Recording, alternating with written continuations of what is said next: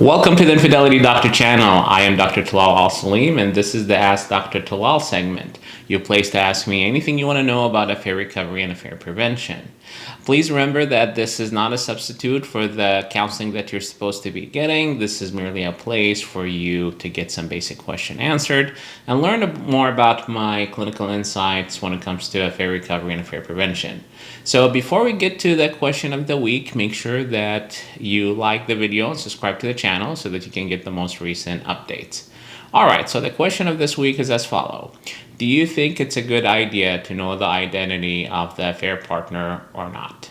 So the first thing we need to talk about is what compels the betrayed to want to learn more about the affair partner. There are a variety of reasons that would compel the betrayed to want to know more about the affair partner. I'm going to share with you the most common ones.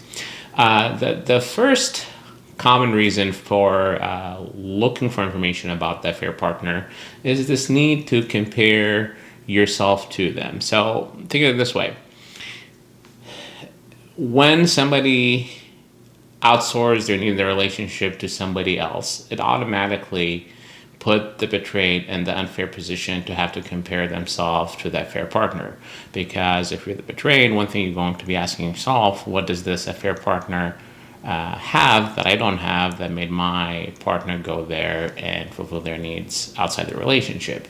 And this comes from the idea that, if somebody's being unfaithful, maybe they're unfaithful because they're not happy with me, meaning it's a relationship factor.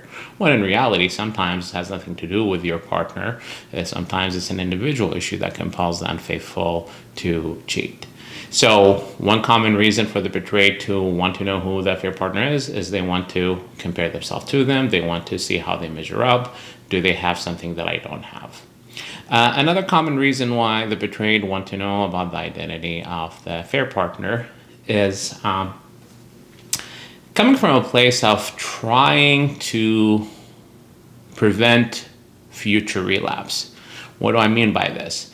I'm trying to learn more about the affair partner and their characteristic that compelled the unfaithful to stray in the first place. Because if I know what that is, maybe I can pay better attention in the future for potential signs that might lead to relapse. So if somehow I look at the affair partner and realize they have specific personality traits or physical traits that the unfaithful is being attracted to, I can keep a better eye on these interactions in the future so that I won't be in this situation again. So really coming from a place of trying to prevent relapse and shaping the unfaithful behavior. The last common reason for wanting to know the identity of the affair partner that I'm going to talk about today is coming from a place of wanting to really express how the betrayed feels about the damage that was caused by the infidelity. The best way I can share this with you, one of the things that I heard one of my clients said, they said, if somebody committed a crime against you or hurt you in a very damaging, devastated way, wouldn't you want to know the identity of that person who caused so much chaos in your life? And I think that's a fair thing to want to know. So it comes from a place of, I want to know who's responsible for all this trauma that I'm experiencing. And maybe I want to know this because I want to confront them. I want to set boundaries. I want to tell them, leave my man or leave my woman alone. Or maybe I want to know that so that I can hurt them in some way so that they can pay for the price of the infidelity that they brought into my world. So coming from a place of wanting to confront, set boundaries, and sometimes punish. So bringing this back to the original question, is it a good idea to know the identity of the affair partner? I think there is no way around wanting to know more about the affair partner. To me, is the appropriate level of disclosure, because you shouldn't be stuck in this comparison trap, because sometimes it's not about something that the affair partner have that you lack as the betrayed. Sometimes it's an issue related to the unfaithful individual unresolved issue.